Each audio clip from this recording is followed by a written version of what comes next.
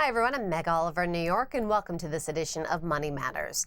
In order to grow your small business, it often makes sense to create a unique offer to attract more customers. Something like a special product or deal or discount can uniquely define a business and lift it above its competitors, which is vital in this economic recovery. Here to describe how you can do just that is Andre Taylor, author of the book You Can Still Win.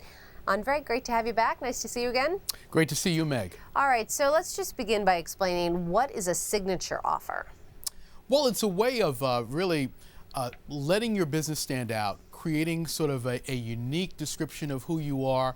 Some examples of signature offers are things like shoe repair while you wait, pizza delivery within 30 minutes. It's something that really defines your characteristics as a business, and it's something that customers really want.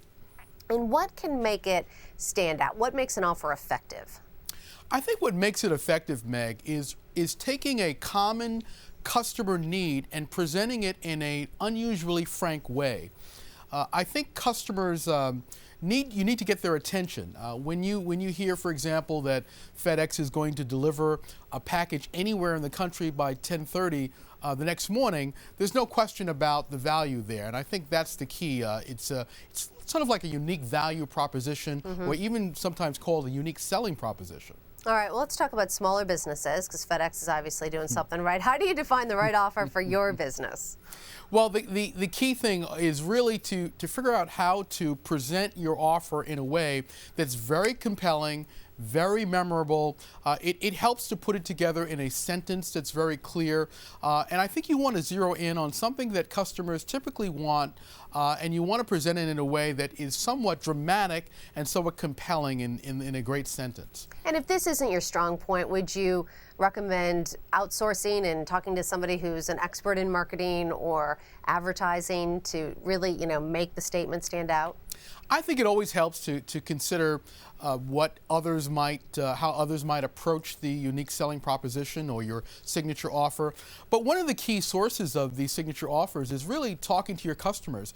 You'll find very often that a customer will pinpoint something that's unique about your business and something that they really want that you might not have thought of before as being so important. Okay, so what's the best way to communicate the offer then to potential customers that you haven't reached yet? Well, the best way to do it is to really narrow it down and make it very, very compelling. Unique offers, though, signature offers, really should be delivered over time. It is the repeating of the message, it's seeing it over time that really has the most impact. So it's actually quite important to weave it into your marketing and consistently market that message over time and get customers to understand it and value it over some time. All right, and can a small business really compete with the marketing budgets of bigger companies? And if you think they can, give me an example. Well, it's an interesting question because I do believe that small businesses can compete with larger companies. In fact, I think one of the things that small businesses have as a great advantage is their smallness. And I think one way of doing that is being able to zero in and using your smallness as an advantage. This morning it was raining here in New York, and I remember there used to be an umbrella store on 57th Street that was very, very unique. It used to offer umbrellas of different sizes and different colors, and really looked out for their customers and let them know that when new things were in place. That's the kind of thing that a large enterprise probably would not do. Yeah, customer service really can go the extra mile and can make a big difference. Yeah, absolutely. Should you have more than one or stick with a single offer? Well, this is something that it's a great question. I think that you want to experiment and figure out what the right offer is. But I think once you zero in on an offer and you understand that an offer is compelling and gets their attention, you want to stick with it because by sticking with it, that's where you're going to have the impact and that's where your business is going to stand out. And when should you make a change in the offer? You should make a change, frankly, when it no longer works. I think these things can actually last for a long time. There's a financial services company here in New York, and the tagline is, "The appointment is free." And they've been using that tagline for quite a long time because it works. And how do you feel about expiration dates, especially around the holidays?